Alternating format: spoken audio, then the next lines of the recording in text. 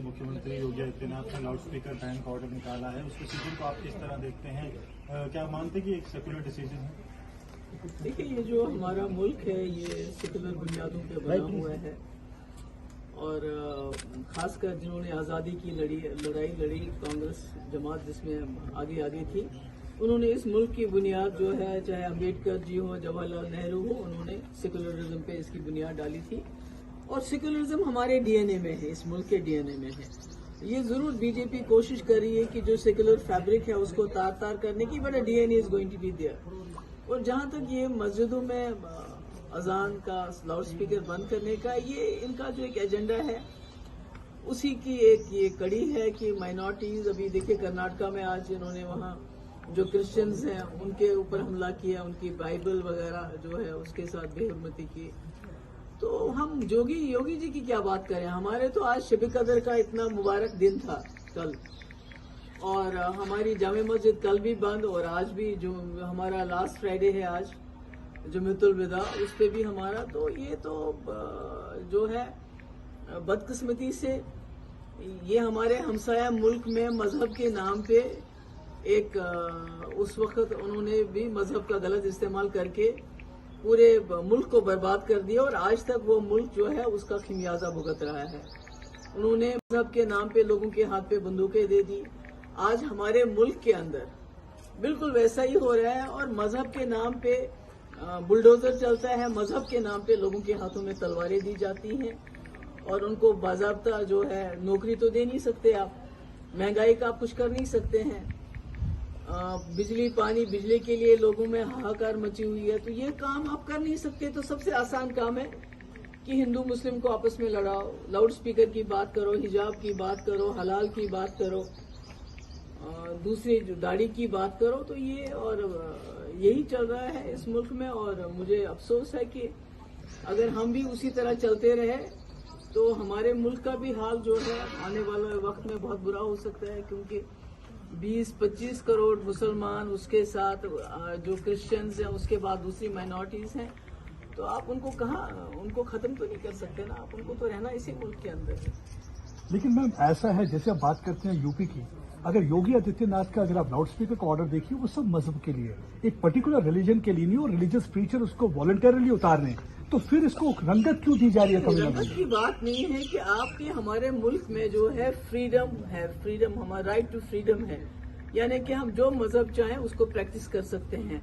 और ये अचानक से इससे पहले हिजाब का इशू आ गया, अब लाउड स्पीकर का इशू आएगा, उसके बाद हलाल का। ये तो एक इशू, ये तो खाली लाउड स्पीकर की बात नहीं हो रही है, ये तो दिन ब दिन एक चीज की बात कर रहे हैं। और उसके बाद इस तरह माइनॉरिटीज के मकानों को बुलडोजर से उड़ा देना, ये तो सारा एक सिनिस्टर प्लान लगता है, ये कोई एक चीज नहीं है। ये तो this seems to be a series of actions that they want to do to divide the society, और कुछ इनके अपने जो वक्त हैं उनको वो देने के लिए, just to kind of give them some kind of thrill, because as I said earlier also नौकरी ये दे नहीं रहे हैं, ये बेरोजगारी का कुछ नहीं कर पा रहे हैं, महंगाई का कुछ नहीं कर पा रहे हैं, बिजली पानी की किल्लत है, इतनी जगह पे पानी की न होने की वजह से फसलें नहीं लगा रहे हैं लोग।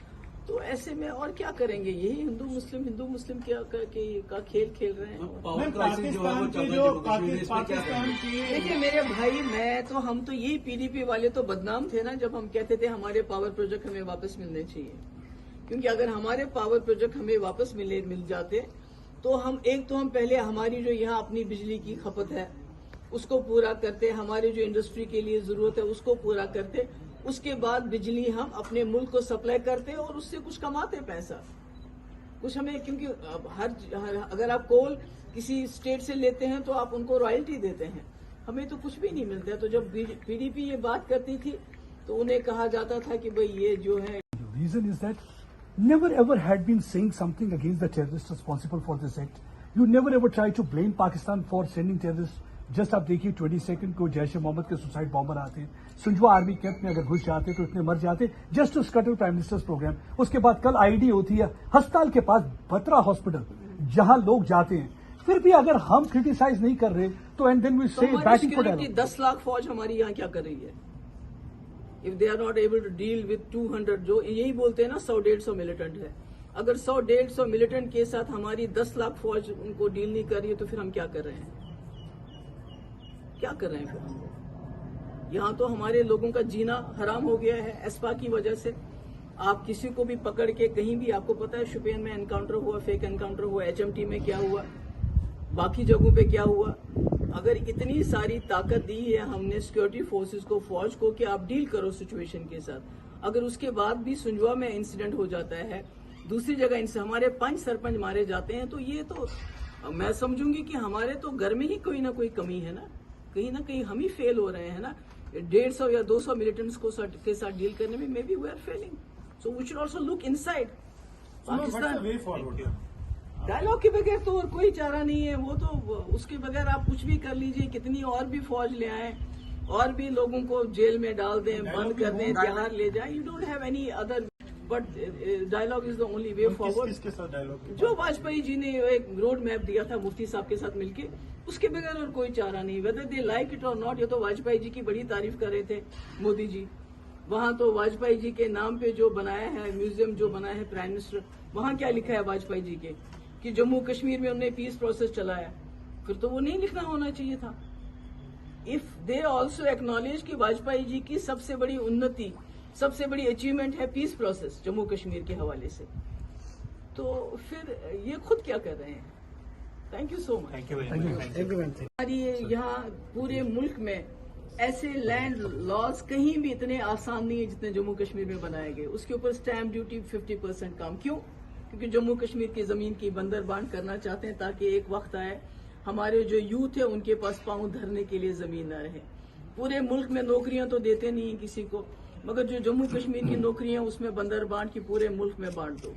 इसी तरह हमारे जो यहाँ कॉन्ट्रैक्ट्स हैं, आपको पता है कि एम्स का कॉन्ट्रैक्ट किसके पास है, मगर आप जम्मू के लोग सोचते थे कम से कम रेत और बाजरी हम सप्लाई करेंगे, उसका कॉन्ट्रैक्ट भी किसी बाहर के कॉन्ट्रैक्टर को दिया है। इसी तरह PHE है, PWD है, दूसरे डिपार्टमेंट्स में है, जिसमें सेंट्रल स्पॉन्सर स्कीम्स है, जिसमें छोटे छोटे ठेकेदार काम करते थे, छोटी छोटी सप्लाईज करते थे, वो भी पता नहीं कहीं बाहर के स्टेट किसी बड़े बड़े ठेकेदारों को दिया है। तो इसलिए मेरा ये कहने का मकसद है कि दिन ब दिन जो मरकजी सरकार की जो अपने डिजाइन्स है, sinister designs, they are becoming very clear to us. तो ऐसे में हम लोगों का इकट्ठा होना खाली इलेक्शन की बात नहीं है, क्योंकि हमारा जो PHED है it is the larger interest, ये एक बड़े मकसद के लिए इकट्ठा हुआ है।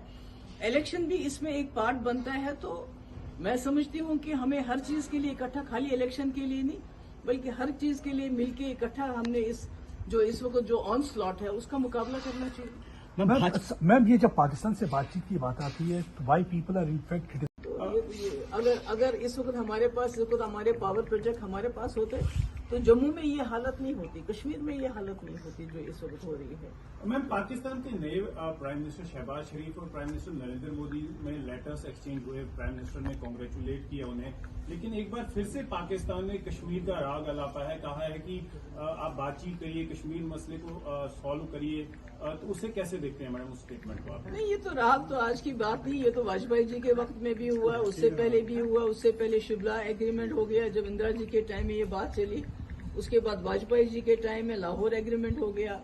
तो इसमें तो मुझे लगता है कोई चिढ़ने वाली बात नहीं है, ये तो एक मसला है जो मानना पड़ेगा। यूएनओ में, हमारा यूनाइटेड नेशन में ये मसला है, जब तक हम अपने घर के अंदर, जम्मू कश्मीर के अंदर, जब तक हम खुद अपने लोगों का दिल नहीं जीतेंगे, अपने लोगों के साथ बातचीत नहीं करेंगे, लोगों को अपनी तरफ नहीं करेंगे, तब तक तो हमसाया मुल्क बोलता रहेगा, वो तो कुछ ना कुछ कहता रहेगा। इंडिया का स्टैंड तो क्लियर है कि जब तक पाकिस्तान क्रॉस बॉर्डर टेररिज्म खत्म नहीं करता तब तक टॉक्स नहीं होंगे। अभी आपने देखा सुंजवा में जो एनकाउंटर हुआ, 2 आतंकी जो है पाकिस्तान से आए थे, एक बड़ी कार्रवाई को अंजाम देना चाहते थे, लेकिन जब तक आतंकवाद चल रहा है तो बातचीत कैसे हो मैडम? नहीं, देखिए बातचीत कैसे चली, इससे पहले कैसे चली बातचीत? जब वाजपेयी जी थे तब तो वो लाहौर बस लेके गए और दूसरी तरफ से करगिल का अटैक हो गया, उसके बाद पार्लियामेंट पे अटैक हो गया, तो उसके बावजूद उन्होंने बातचीत को चालू रखा ना, बातचीत को तो बंद। आप पूरे कौम को सजा नहीं दे सकते हैं इसलिए कि कुछ मिलिटेंट हाथों में बंदूक लेके हैं, बिकॉज यू आर पनिशिंग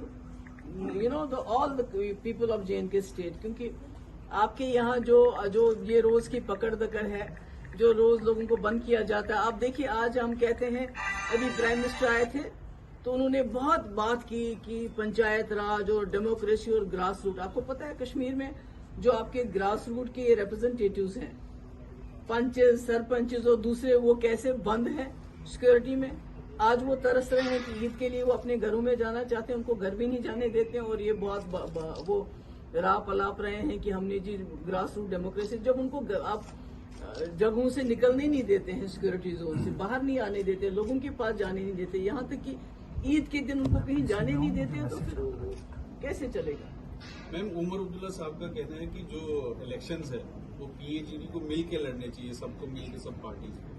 आप ही पार्ट है उसका, तो देखिए ये इस वक्त जो हमारी रियासत, क्या पूरे मुल्क में बहुत बड़ा चैलेंज है, मगर हमारी रियासत में ज्यादा है। जब से 5 अगस्त 2019 के बाद जिस तरह मरकजी सरकार ने हमारा जो स्पेशल स्टेटस है अनकॉन्स्टिट्यूशनल तरीके से उसको खत्म किया, उसके बाद वो जम्मू कश्मीर का वजूद मिटाना चाहती है, शायद इसलिए कि एक मुस्लिम मेजॉरिटी स्टेट है। हर तरह से हमें कमजोर करने की कोशिश कर रहे हैं जम्मू कश्मीर को। हमारी